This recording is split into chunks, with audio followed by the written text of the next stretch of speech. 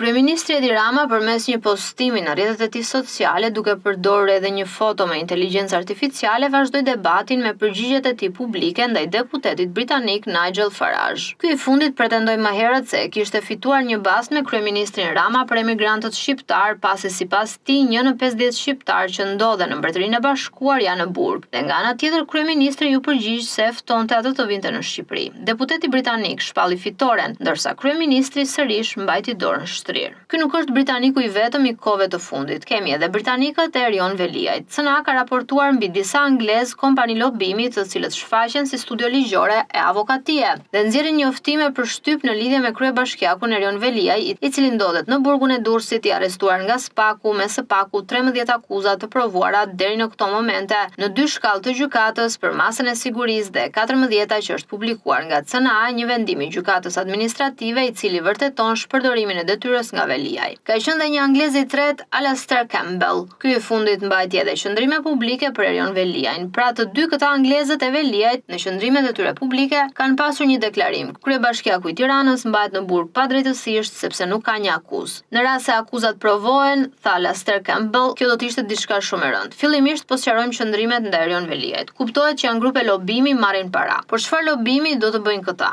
Nuk po shfaqen si studio ligjore sepse 2 avokatët po shkojnë për seanca, kurse anglezët nuk i kemi parende, siç ndodhi me një person tjetër që shkoi deri te dyert e SPAK-ut dhe pastaj u kthye pas, por prishja e imazhit që i bëhet Shqipërisë është njësoj. Pikë së pari me lobist që thonë se ka politikan të nivelit të lartë arrestuar në mënyrë të padrejtë. Kjo është një gënjeshtër. Nuk ka asnjë politikan të nivelit të lartë arrestuar në mënyrë të padrejtë dhe pa vendim gjykate. Edhe për Erion Veliajn është vërtetuar nga apeli i GJKO-s se arrestimi ka qenë i lishëm dhe se janë provuar prishjet e provave. Dolën edhe përgjimet nga burgu i Durrësit, të cilat vërtetonin gjithçka. Por lobistët dhe studio ligjore apo Alastair Campbell me qëndrimet e tyre publike dëmtojnë imazhin e Shqipërisë. Po e dëmtojnë pikërisht sepse thonë se një zyrtar i lartë është arrestuar pa të drejtë dhe mbahet në burg. Ai duhet të rinë në detyrë të ushtrojë funksionet. Cila kompani lobimi mund ta bënte në Angli këtë? Kur një kryetar bashkie gjendet me 13 akuza me 4 vepra të rënda penale, si mund të vihet në dyshim vërtetësia e këtyre të gjithave? Dëmi që i bëjnë Shqipërisë është me drejtësinë. Pikërisht me atë që kanë financuar taksapaguesit britanik. Ata kanë derdhur qindra e mijëra pound, ndoshta miliona për një reformë në drejtësi, për të pasur strukturën e SPAK-ut, GJKO-n, njerëz me integritet të cilët nuk ndalen pikërisht as përpara studiove të tilla të lobimit apo podcasteve të këshilltarëve që nuk janë gjë tjetër veç se presione që i ushtrohen drejtësisë shqiptare. Ata sulmojnë në mënyrë jo të drejtë për drejtë institucionet e drejtësisë duke u çuar një mesazh se ata po bëjnë një padrejtësi, kur në fakt akuzat dhe veprat penale janë aty. Vendimet e gjykatës janë aty dhe hetimet po vazhdojnë. Dhe Erion Veliaj nuk është rasti i parë. Nuk i kemi pasur këto reagime as për Ilir Metën, as për Sali Berishën, as për deputete politikanë të tjera, apo kryetar bashkish të Partisë Socialiste, të cilët janë prangosur pikërisht pa vajtur ende akuza zyrtare, por gjatë fazës hetimore janë gjetur faktet dhe provat. Dhe të tilla janë shumë. Një nga këta persona që po ndikon në imazhin e Shqipërisë është edhe deputeti britanik Nigel Farage. Edhe ky të njëjtin dëm po i bën vendit tonë dhe imazhit të shqiptarëve, duke thënë se 1 në 50 shqiptar është në burg. Kjo shifër nuk është e vërtetë, nuk është e drejtë pa llogaritur pastaj se sa shqiptar janë në Mbretërinë e Bashkuar, si kanë hyrë me dokumente, si janë regjistruar me kombësi të tjera, si kanë mundur të zyrtarizohen atje dhe të marrin lejet e qëndrimit. Ka shumë shqiptar që kanë shkuar edhe me dokumente të rregullta të marra në vendet e Europës, si në Itali, Greqi e të tjera. Ku dhe është numri më i madh i emigrantëve shqiptar që më pas, sidomos pas krizës së Greqisë dhe Italisë, krizave ekonomike,